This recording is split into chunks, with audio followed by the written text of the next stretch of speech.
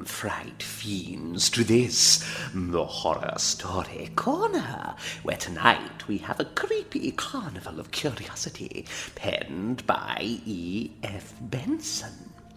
It revolves around a man who, having experienced the darkest period of his life, is suddenly and inexplicably imbued with new talent and a new positive outlook on life. Colours are more vivid, and the world a more delightful place. So, you may be thinking, why does his tale belong to the Horror Story Corner? Well, I could tell you, but it seems the cat has got my tongue.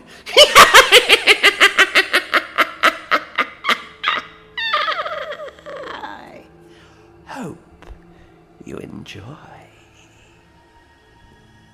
Many people will doubtless remember that exhibition at the Royal Academy not so many seasons ago, which came to be known as Allingham's Year, when Dick Allingham vaulted, with one bound, as it were, out of the crowd of strugglers and seated himself with admirably certain poise on the very topmost pinnacle of contemporary fame. He exhibited 3 portraits, each a masterpiece, which killed every picture within range.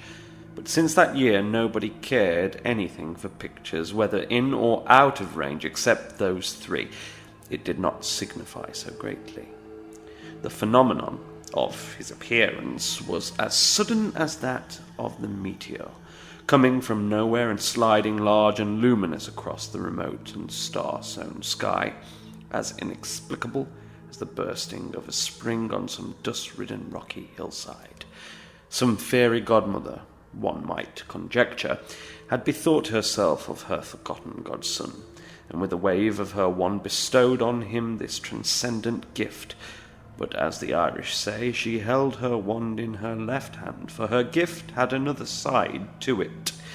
Or perhaps again, Jim Merwick is right, and the theory he propounds in his monograph on certain obscure lesions of the nerve centres says the final word on the subject.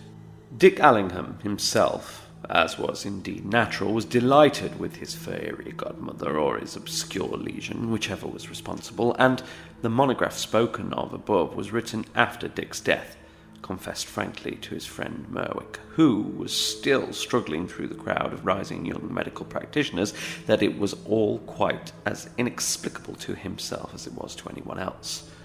"All I know about it," he said, "is that last autumn I went through 2 months of mental depression, so hideous that I thought again and again that I must go off my head. For hours daily I sat here waiting for something to crack, which, as far as I am concerned, would end everything. Yes, there was a cause. You know it." He paused a moment, and poured into his glass a fairly liberal allowance of whisky, filled it half up from a siphon, and lit a cigarette.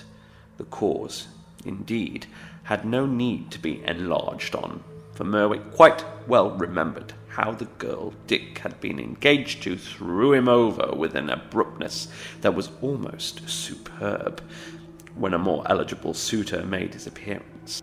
The latter was certainly very eligible indeed, with his good looks, his title, and his million of money, and Lady Madingley, ex-future Mrs. Allingham, was perfectly content with what she had done.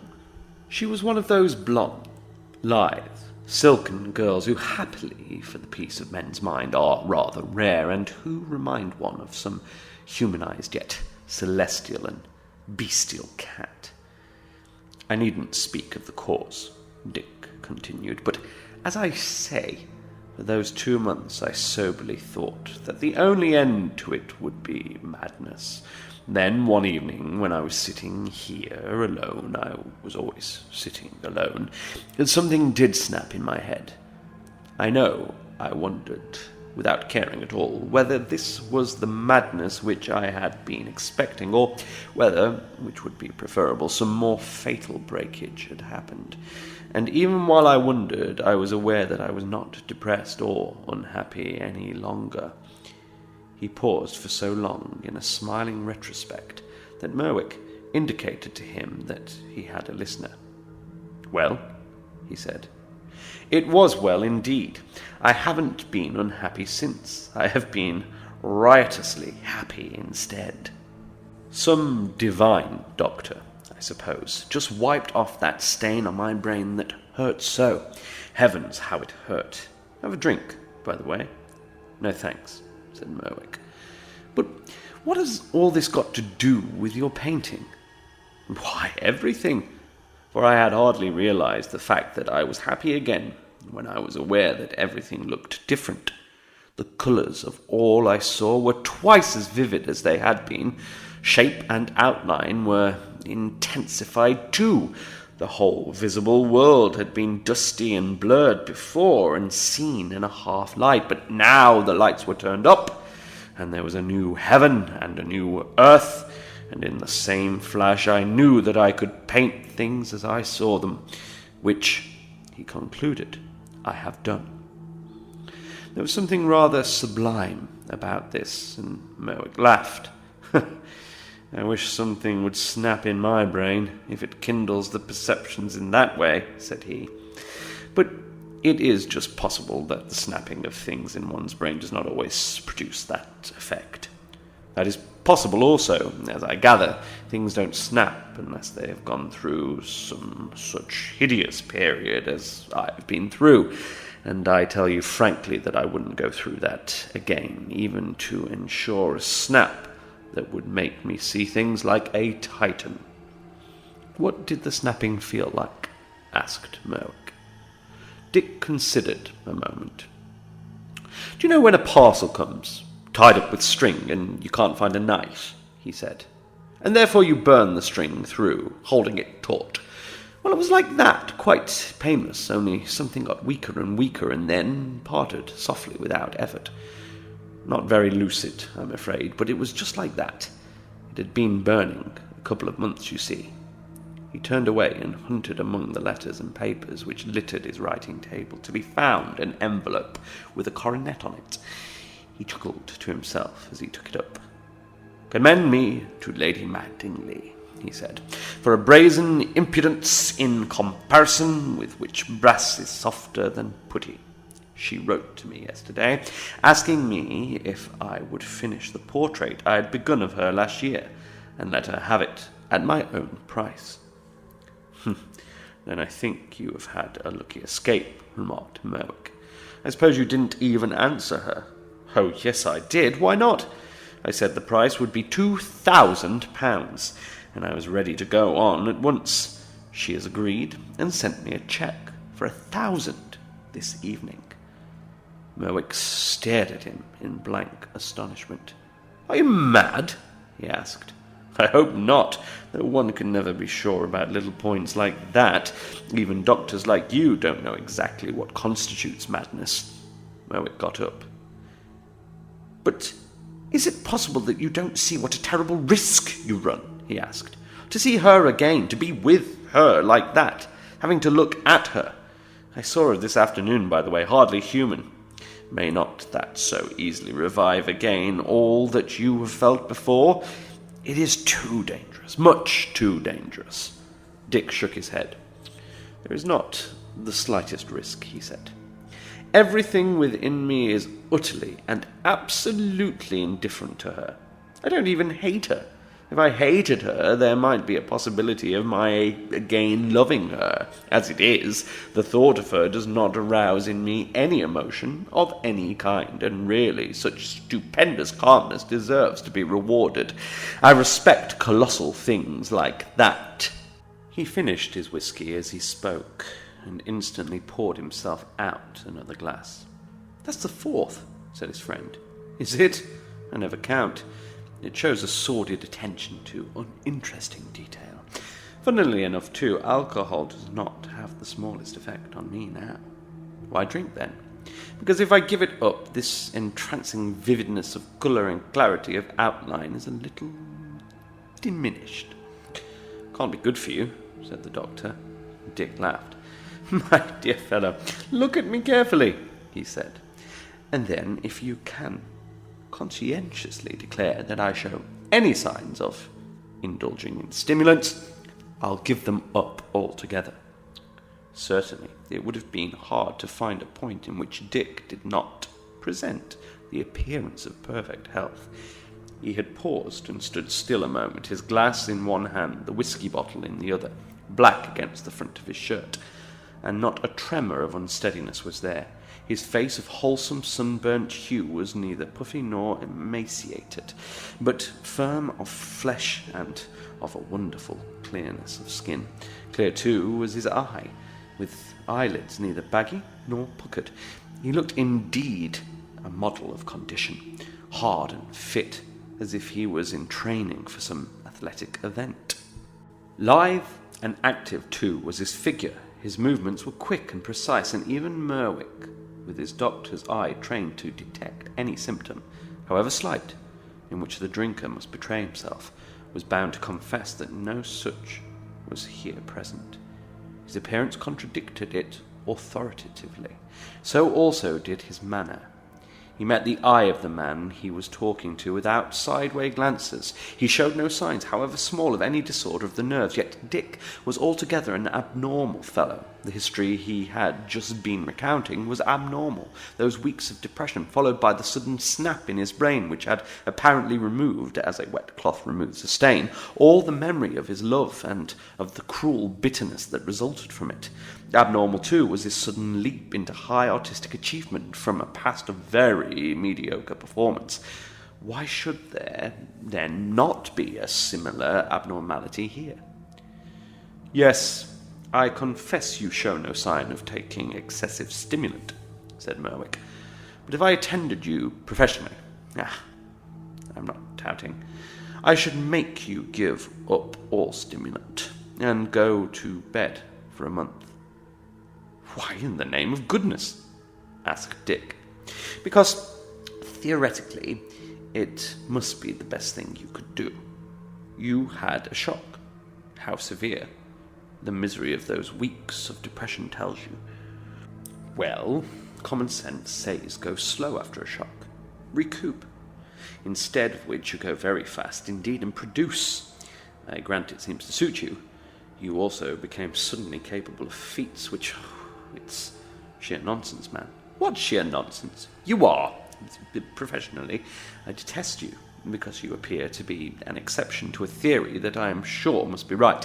Therefore, I've got to explain you away, and at present, I can't. What's the theory? Asked Dick. Well, the treatment of shock, first of all, and secondly, that, in order to do good work, one ought to eat and drink very little and sleep a lot. How long do you sleep, by the way? Dick considered. Oh, I go to bed about 3, usually, he said. I suppose I sleep for about 4 hours. And live on whiskey. And eat like a Strasbourg goose. And are prepared to run a race tomorrow. Go away, or at least I will. Perhaps you'll break down, though. That would satisfy me. But even if you don't, it still remains quite interesting. Merwick found it more than quite interesting, in fact, and when he got home that night, he searched in his shelves for a certain dusky volume in which he turned up a chapter called Shock. The book was a treatise on obscure diseases and abnormal conditions of the nervous system.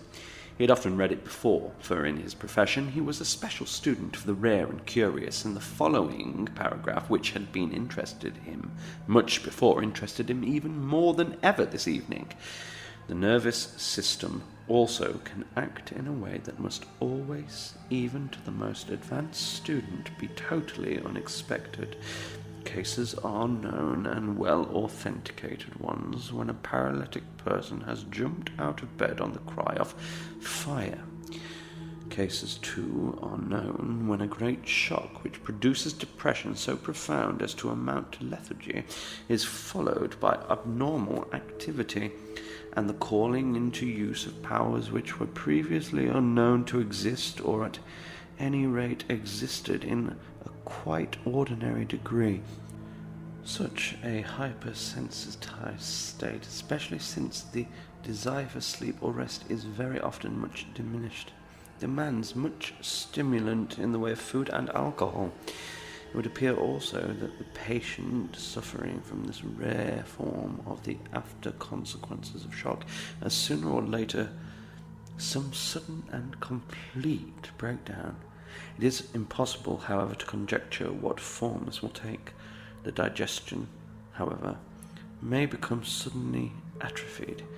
Delirium tremens may, without warning, supervene, or he may go completely off his head. But the weeks just passed on.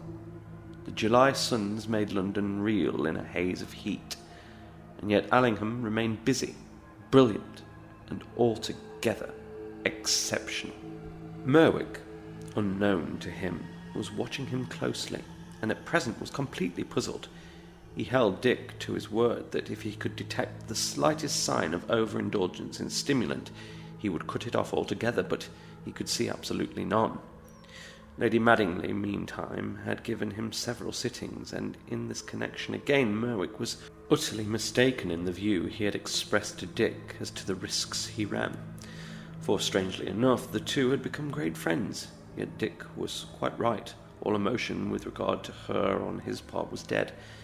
It might have been a piece of still life that he was painting instead of a woman he had wildly worshipped. One morning in mid-July, she had been sitting to him in his studio, and, contrary to custom, he had been rather silent, biting the ends of his brushes, frowning at his canvas, frowning too at her. Suddenly he gave a little impatient exclamation. "It's so like you," he said, "but it just isn't you. There's a lot of difference. I can't help making you look as if you were listening to a hymn, one of those in 4 sharps, don't you know, written by an organist, probably after eating muffins, and that's not characteristic of you." She laughed. "You must be rather ingenious to put all that in," she said. "I am." "Where do I show it all?" Dick sighed. "Oh, in your eyes, of course," he said. "You show everything by your eyes, you know. It is entirely characteristic of you. You are a throwback. Don't you remember we settled that ever so long ago? To the brute creation, who likewise show everything by their eyes." Oh. I should have thought that dogs growled at you and cats scratched. Those are practical measures, but short of that, you and animals use their eyes only, whereas people use their mouths and foreheads and other things. A pleased dog, an expectant dog, a hungry dog, a jealous dog, a disappointed dog, one gathers all that from a dog's eyes. Their mouths are comparatively immobile, and a cat's is even more so. "You have often told me that I belong to the genus cat," said Lady Madingley with complete composure. "By Jove, yes," said he. "Perhaps looking at the eyes of a cat would help me to see what I miss. Many thanks for the hint." He put down his palette and went to a side table on which stood bottles and ice and siphons. "No drink of any kind on this Sahara of a morning?" he asked. "No thanks. Now, when will you give me the final sitting? You said you only wanted one more." Dick helped himself. "Well, I go down to the country with this," he said, "to put in the background I told you of. With luck, it will take me 3 days. Hard painting. Without luck, a week or more. Oh, my mouth waters at the thought of the background. So, shall we say tomorrow week?" Lady Madingley made a note of this in a minute gold and jewelled memorandum book. "And I am to be prepared to see cat's eyes painted there instead of my own when I see it next?" he asked, passing by the canvas. Dick laughed. "Oh, you will hardly notice the difference," he said. "How odd it is that I have always detested cats so. They make me feel actually faint, although you always reminded me of a cat." "You must ask your friend, Mr. Merwick, about these metaphysical mysteries," she said. The background to the picture was at present only indicated by a few vague splashes close to the side of the head of brilliant purple and brilliant green, and the artist's mouth might well water at the thought of the few days' painting that lay before him. For behind the figure, in the long panel-shaped canvas, was to be painted a green trellis, over which, almost hiding the woodwork, there was to sprawl a great purple clematis, in full flaunting glory of varnished leaf and starry flower. At the top would be just a strip of pale summer sky. At her feet, just a strip of grey-green grass, but all the rest of the background, greatly daring, would be this diaper of green and purple. For the purpose of putting this in, he was going down to a small cottage of his, near Godalming, where he had built in the garden a sort of outdoor studio, an erection betwixt a room and a mere shelter, with the side to the north entirely open and flanked by this green trellis, which was now one immense constellation of purple stars. Framed in this, he well knew how the strange pale beauty of his sitter would glow on the canvas, how she would start out of the background, she and her huge grey hat, and shining grey dress, and yellow hair, and ivory white skin, and pale eyes, now blue, now grey, now green. This was indeed a thing to look forward to, for there is probably no such unadulterated rapture known to men as creation, and it was small wonder that Dick's mood, as he travelled down to Godalming, was buoyant and effervescent, for he was going, so to speak, to realize his creation. Every purple star of clematis, every green leaf and piece of trellis work that he put in would cause what he had painted to live and shine, just as it is the layers of dusk that fall over the sky at evening which make the stars to sparkle there jewel-like. His scheme was assured. He had hung his constellation, the figure of Lady Madingley, in the sky, and now he had to surround it with the green and purple night, so that it might shine. His garden was but a circumscribed plot, but walls of old brick circumscribed it, and he had dealt with the space at his command with a certain originality. At no time had his grass plot, you could scarcely call it a lawn, been spacious. Now the outdoor studio, 25 feet by 30, took up the greater part of it. He had a solid wooden wall on one side and two trellis walls to the south and east, which creepers were beginning to clothe, and which were faced internally by hangings of Syrian and Oriental work. Here in the summer he passed the greater part of the day, painting or idling and living an outdoor existence. The floor, which had once been grass, which had withered completely under the roof, was covered with Persian rugs. A writing table and a dining table were there. A bookcase full of familiar friends, and a half-dozen of basket chairs. One corner, too, was frankly given up to the affairs of the garden, and a mowing machine, a hose for watering, shears and spades stood there. For like many excitable persons, Dick found that in gardening, that incessant process of plannings and designings to suit the likings of plants and make them gorgeous in colour and high of growth, there was a wonderful calm haven of refuge for the brain that had been tossing on emotional seas. Plants, too, were receptive, so responsive to kindness. Thought given to them was never thought wasted, and to come back now after a month's absence in London was to be assured of fresh surprise and pleasure in each foot of garden bed. And here, with how regal a generosity was the purple clematis to repay him for the care lavished on it. Every flower would show its practical gratitude by standing model for the background of his picture. The evening was very warm, not with any sultry premonition of thunder, but with the clear, clean heat of summer, and he dined alone in his shelter, with the after flames of the sunset for his lamp. These slowly faded into a sky of velvet blue, but he lingered long over his coffee, looking northwards across the garden towards the row of trees that screened him from the house beyond.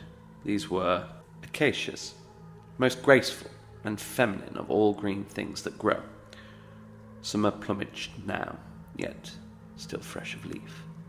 Below them ran a little raised terrace of turf, and nearer the beds of the beloved garden, clumps of sweet peas made an inimitable fragrance, and the rose beds were pink with Baroness Rothschild and La France, and copper-coloured with Butte Inconstant, and the Richardson rose. Then nearer at hand was the green trellis foaming with purple.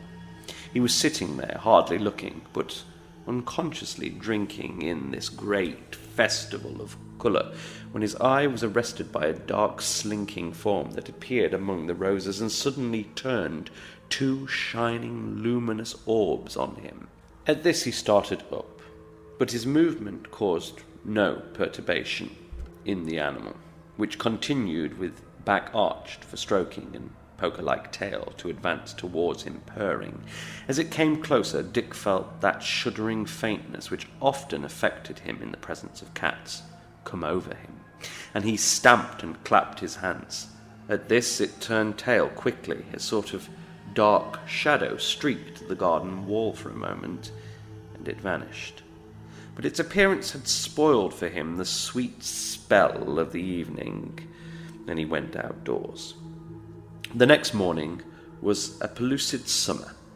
A faint north wind blew, and a sun worthy to illumine the Isles of Greece flooded the sky.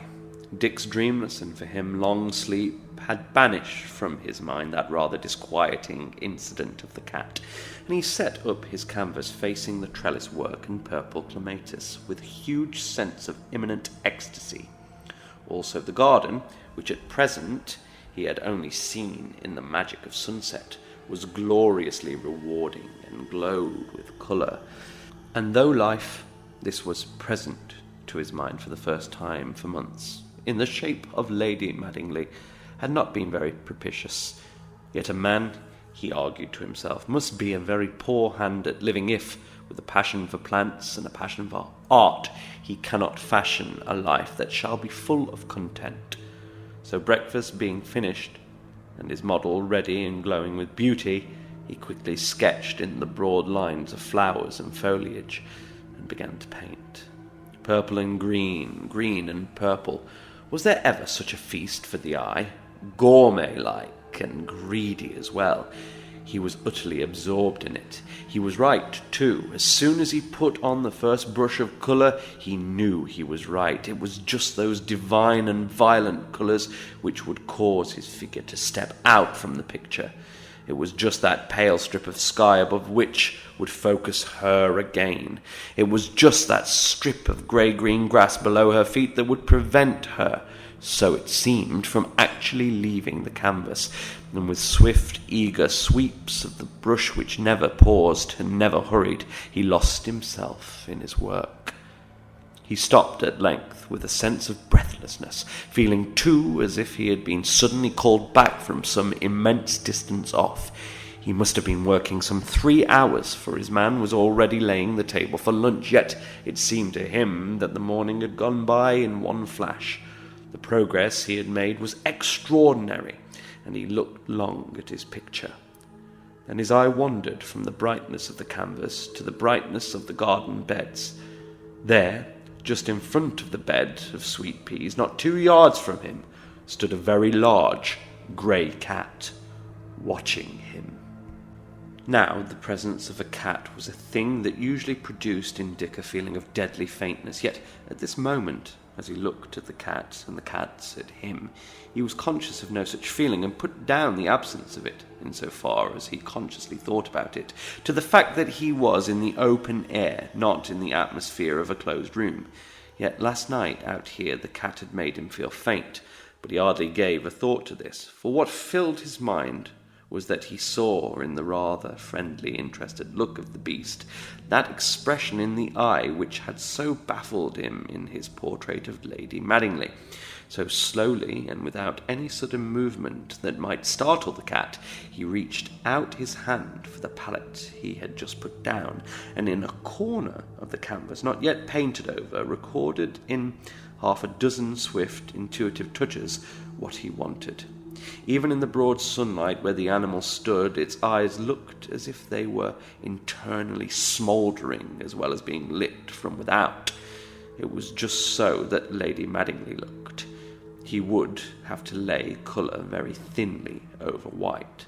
For 5 minutes or so he painted them with quiet, eager strokes, drawing the colour thinly over the background of white, and then looked long at that sketch of the eye to see if he had got what he wanted.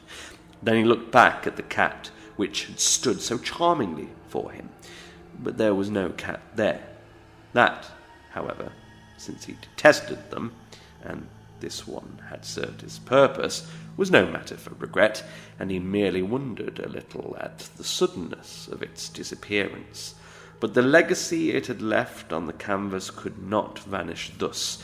It was his own, a possession, an achievement. Truly, this was to be a portrait which would altogether outdistance all he had ever done before. A woman, real, alive, wearing her soul in her eyes, should stand there, and summer riot round her. An extraordinary clearness of vision was his all day, and towards sunset an empty whisky bottle. But this evening he was conscious for the first time of two feelings, one physical, one mental, altogether strange to him. The first an impression that he had drunk as much as was good for him. The second a sort of echo in his mind of those tortures he had undergone in the autumn, when he had been tossed aside by the girl to whom he had given his soul like a soiled glove. Neither was at all acutely felt, but both were present to him. The evening altogether belied the brilliance of the day, and about 6 o'clock thick clouds had driven up over the sky, and the clear heat of summer had given place to a heat no less intense, but full of the menace of storm.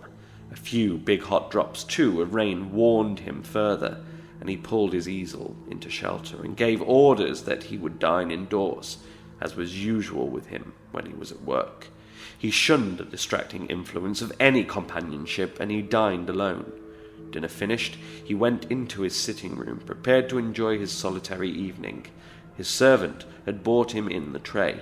Until he went to bed, he would be undisturbed. Outside, the storm was moving nearer. The reverberation of the thunder, though not yet close, kept up a continual growl.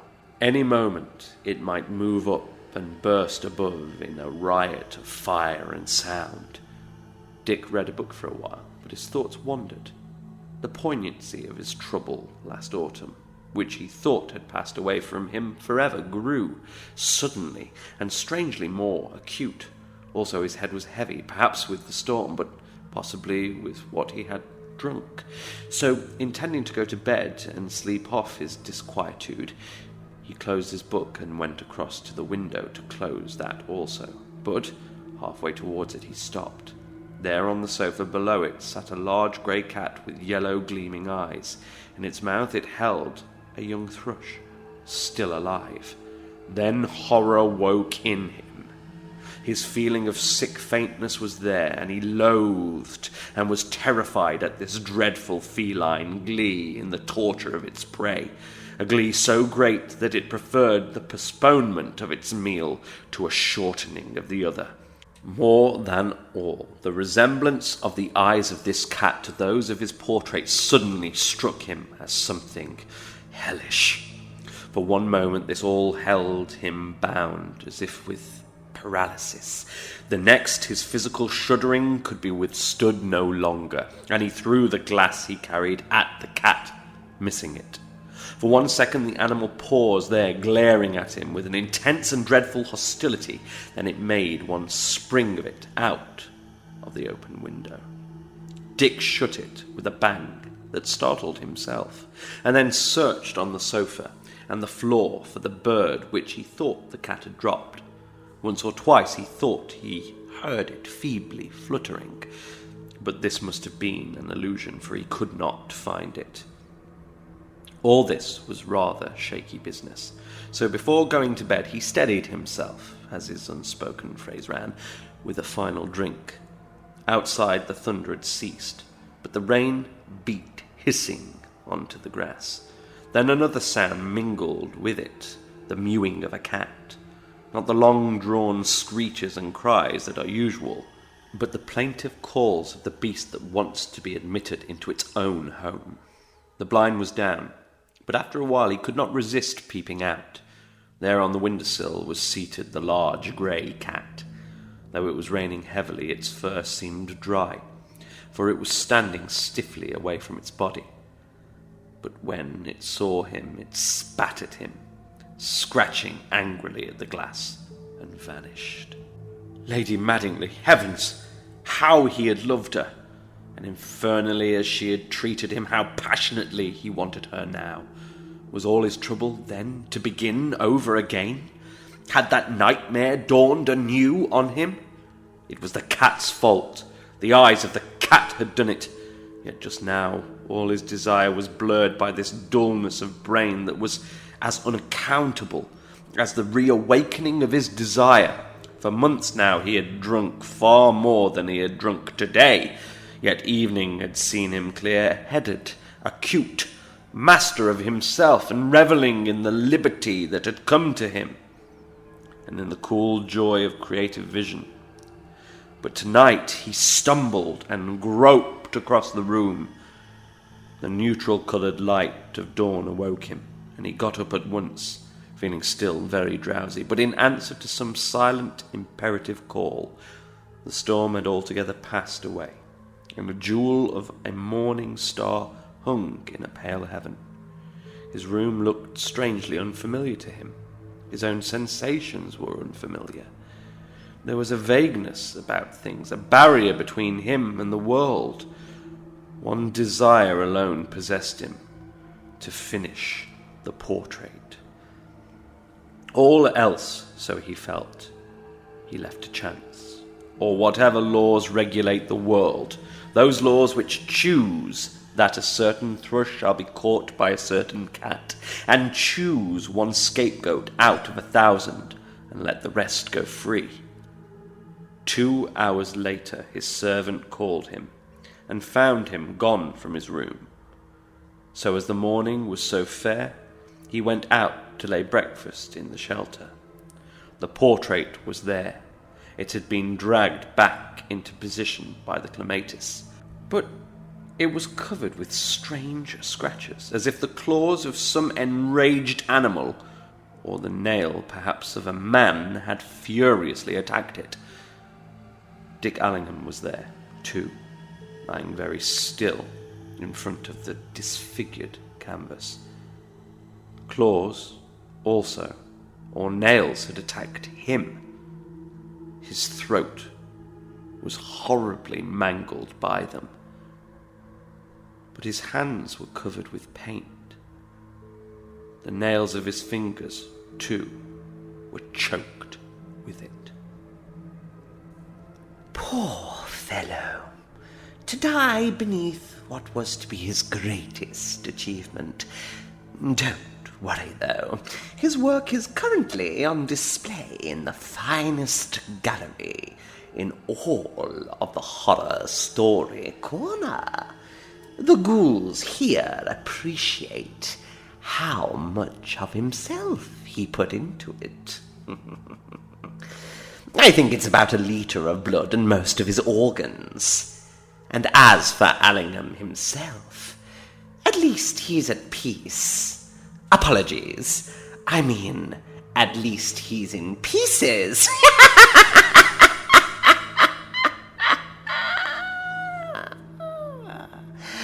Thank you for listening.